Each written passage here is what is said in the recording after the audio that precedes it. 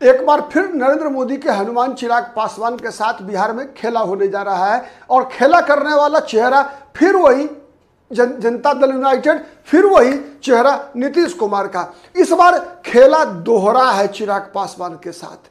ठीक है, दोहरा खेला क्या है हम इस पर बात करेंगे। साथ ही आज हम ये जानने का प्रयास करेंगे कि पिछली बार तो जिसके हनुमान बनने का दावा करते हैं चिराग पासवान नरेंद्र मोदी का, तो नरेंद्र मोदी ने चिराग पासवान को अकेला छोड़ दिया था।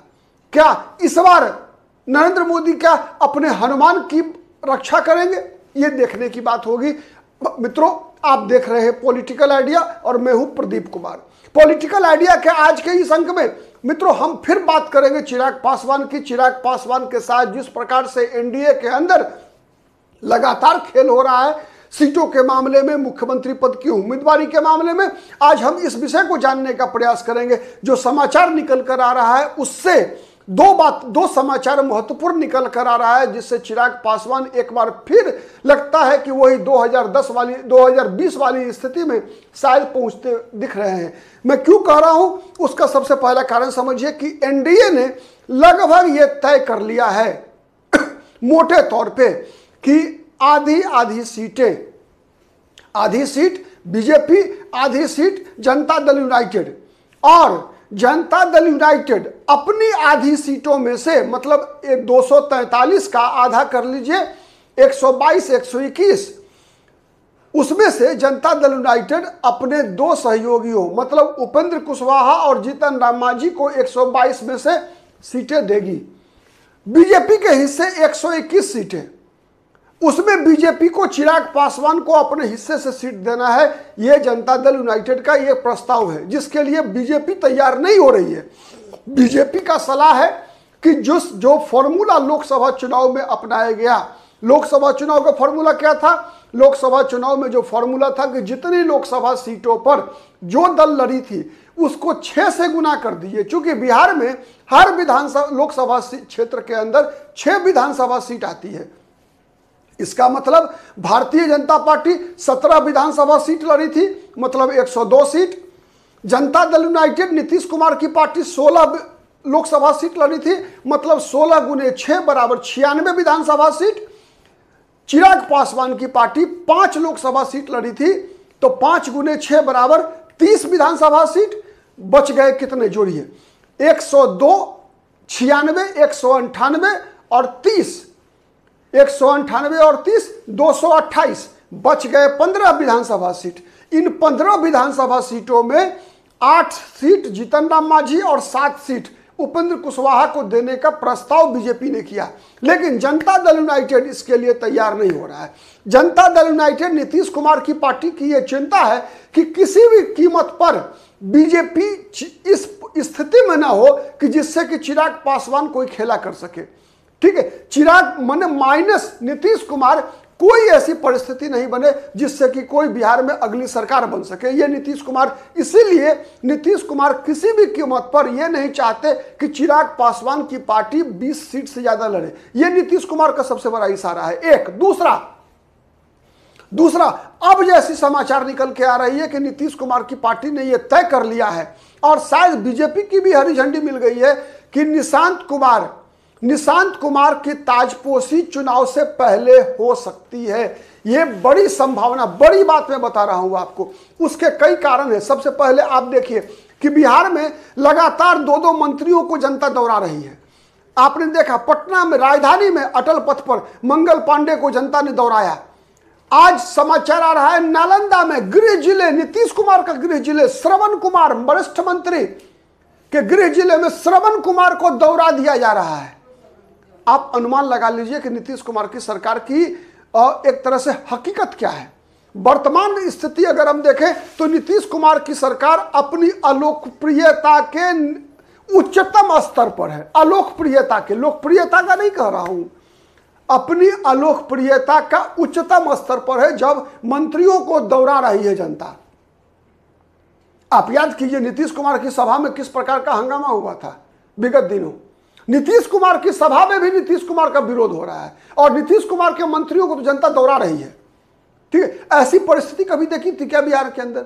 जब जब जितने भी सर्वे हो रहे हैं, नीतीश कुमार और तेजस्वी यादव के बीच जो अंतर है वो दुगुना का अंतर है, दुगुना का अंतर है। नीतीश कुमार को अगर 15% लोगों का समर्थन मिल रहा है मुख्यमंत्री उम्मीदवार के रूप में, तो तेजस्वी यादव को 30% का मिल रहा है। नीतीश को 17 मिल रहा है तो तेजस्वी यादव को 35% लोगों का समर्थन मिल रहा है। ये वास्तविकता है, ये हकीकत है। और इस हकीकत से डरकर बीजेपी ने, आप देख रहे हैं लगातार नीतीश कुमार की पार्टी के लोग क्या बोल रहे हैं, क्या बोल रहे हैं कि विकास पुरुष का बेटा बिहार का विकास करेगा। अब बताइए, ये ऐसा नहीं है। सच्चाई क्या है ये समझिए। बहुत हुआ नीतीश कुमार, ये जनता बोल रही है, बहुत हुआ नीतीश कुमार। और ये बात जनता दल यूनाइटेड के लोग भी बोल रहे हैं। जनता बोल रही है बहुत हुआ नीतीश कुमार, कुर्सी खाली करो। लेकिन जनता दल यूनाइटेड के कार्यकर्ता को भी पता है नीतीश कुमार की स्थिति क्या होने जा रही है। जनता दल यूनाइटेड के कार्यकर्ता कह रहे हैं कि जल्दी आओ निशांत कुमार, जनता दल यूनाइटेड को बचा लो।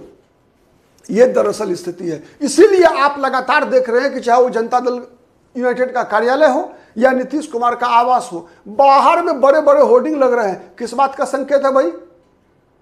इसी बात का संकेत है। और इसी कारण से जब ये बात, क्या चिराग पासवान को इसका हक नहीं है कि चिराग पासवान अपनी पार्टी के उम्मीदवारों को जिताने के लिए एक पॉलिटिकल नैरेटिव या वैकल्पिक स्ट्रेटजी तैयार करें?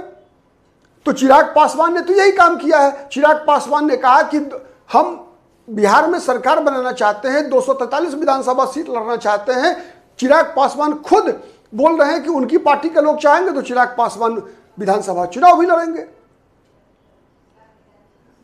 और यही मुख्य कारण है जिस कारण से नीतीश कुमार किसी भी कीमत पर चिराग पासवान को अब एनडीए में नहीं देखना चाहते।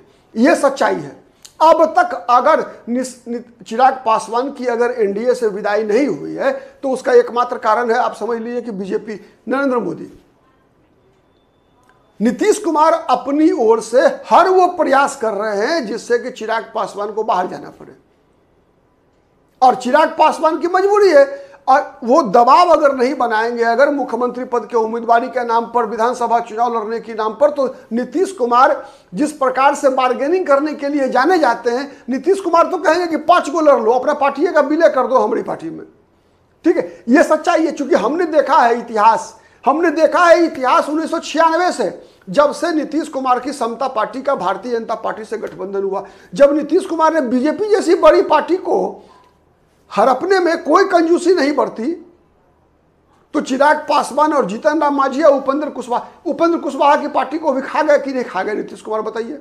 जो उपेंद्र कुशवाहा जब 2014 में एनडीए के साथ थे तो 3 लोकसभा सीट लड़े थे, तीनों जीत गए थे। 19 में उपेंद्र कुशवाहा आरजेडी के साथ थे, याद होगा लोकसभा चुनाव में 4 लोकसभा सीट लड़े थे, खुद लड़े थे 2 लोकसभा सीट, लेकिन नीतीश कुमार के साथ आ गए तो 1 लोकसभा सीट पर ला दिए ना। राष्ट्रीय लोक समता पार्टी का विलय किए उपेंद्र कुशवाहा, फायदा क्या हुआ बताइए? 4 से 1 पर आ गए कि नहीं आ गए? कहावत है बिहार में, ट्रकों पर लिखा मिलता है लटकले तक गिल्ले बेटा। ठीक है, और यहां है सटले तक गिल्ले। इसलिए मैं बता रहा हूं, देखिए बीजेपी की जो स्थिति, देखिए मैं व्यक्तिगत रूप से न नीतीश कुमार का समर्थक हूं, एक पत्रकार के रूप में मैं बता रहा हूं, मेरा एक राजनीतिक विश्लेषक के रूप में मेरा हर वक्त प्रयास होता है कि हम न्यूट्रल रहें। मेरी व्यक्तिगत अपनी इच्छा होती है, आपने देखा होगा मैंने कई वीडियो बनाया जो राहुल गांधी के समर्थन में भी था, राहुल गांधी के विरोध में था। जब जब राहुल गांधी की बातें अच्छी लगी, राहुल गांधी के समर्थन में मैंने वीडियो बनाया, जो बातें राहुल गांधी का बुरी लगी उसके खिलाफ भी वीडियो बनाया। नरेंद्र मोदी का भी मैंने प्रशंसा भी किया, नरेंद्र मोदी का मैंने विरोध भी किया। हमारा काम नीतीश कुमार की प्रशंसा भी हम करते हैं, बार बार कहते हैं कि नीतीश कुमार ने ही वो चेहरा थे जो उसने बिहार को जंगल राज से बाहर लेकर आए। लेकिन इसका मतलब ये नहीं है कि अब नीतीश कुमार को जन्मजात अधिकार हो जाए बिहार की सत्ता में मुख्यमंत्री पद पर कब्जा करके रखने का, चाहे वो कि उसके लिए कोई भी काम करना पड़े, जनता वोट दे चाहे नहीं दे, 1 नंबर की पार्टी बनाए या 3 नंबर की पार्टी बनाए, मुख्यमंत्री नीतीश कुमार ही बनेंगे, ये गलत है। इसीलिए मेरा मकसद किसी पार्टी के पक्ष में एक पॉलिटिकल एनालिस्ट के रूप में, राजनीतिक विश्लेषक के रूप में, एक पॉलिटिकल आइडिया के मन से मेरा मकसद ये कभी नहीं होता कि मैं किसी भी पार्टी का भोंपू बनकर उसका खिलाफ प्रचार, उसके विरोध में या समर्थन में प्रचार करें। आप अगर हमारे वीडियो का लिस्ट निकालकर आप देख लीजिए, आपको स्पष्ट दिखेगा कि हम एक ही नेता का विरोध भी करते हैं, समर्थन भी करते हैं। ऐसे बहुत कम चैनल हैं आज सोशल मीडिया पर भी उपलब्ध जो कि कोशिश ये करता है। मैं बता रहा हूं ईमानदारी से, मैं कितना सफल होता हूं, आप दर्शक इस बात को साबित करेंगे, इस बात का सर्टिफिकेट देंगे। मैं खुद को सर्टिफिकेट नहीं दे सकता, फैसला आप कर सकते हैं, लेकिन मेरा प्रयास होता है ईमानदारी से कि मैं न्यूट्रल, एक राजनीतिक विश्लेषक के रूप में न्यूट्रल रहूं। हाँ, एक मतदाता के रूप में मेरी पसंद है, नापसंद है, लेकिन एक पॉलिटिकल आइडिया के मन से मैं अपनी पसंद और नापसंद अन्य चैनलों की तरह आप पर, दर्शकों पर थोपने का प्रयास कभी नहीं करूंगा। यह मेरा शपथ है, कमिटमेंट है। चलिए बात आगे बढ़ते हैं। तो सबसे बड़ी बात यही है, चिराग पासवान के साथ दुविधा यही है, दिक्कत यही है कि नीतीश कुमार नहीं चाहते कि उनके अलावे बिहार में कोई भी ऐसा वैकल्पिक नेतृत्व पैदा ले जो नीतीश कुमार के रास्ते का कांटा बन सके। और इसीलिए एक बात तय है, जैसा मैंने कहा, लटकले तक गेले बेटा, जो बिहार में है, जो सटा वो गया। तो उपेंद्र कुशवाहा का इतिहास देख लीजिए। उपेंद्र कुशवाहा की पार्टी को जनता दल यूनाइटेड में शामिल कराकर उपेंद्र कुशवाहा को सड़क पर ला दिए। चिराग पासवान के बारे में भी सोच लगभग वही है। याद कीजिए, एक जमाने में नीतीश कुमार के साथ रामविलास पासवान भी एक ही पार्टी में हुआ करते थे, जब जनता दल से अलग हुए थे उसके बाद।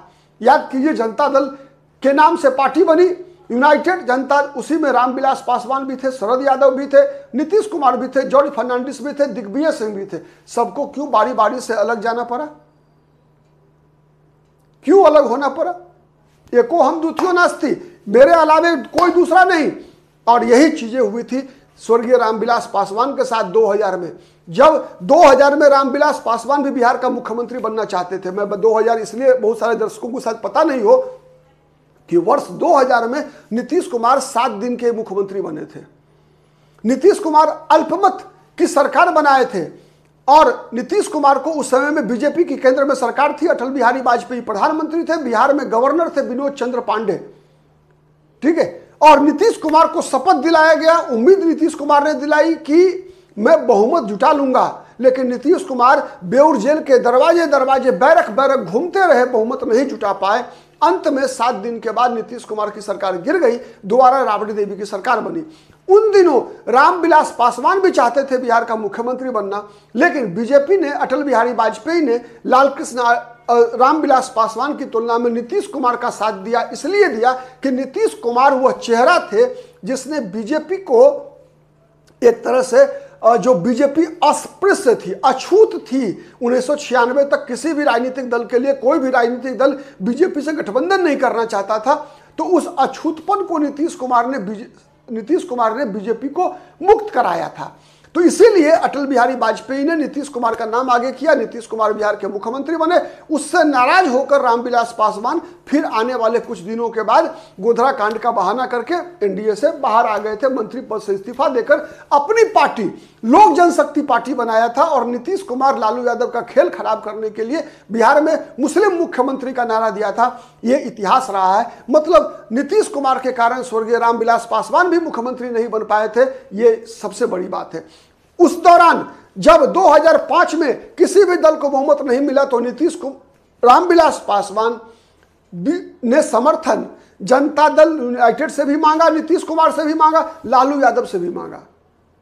किसी ने समर्थन नहीं दिया। स्वाभाविक था, कोई देता भी कैसे? लालू यादव को तो राबड़ी देवी को मुख्यमंत्री बनाना था, लालू यादव को पता था।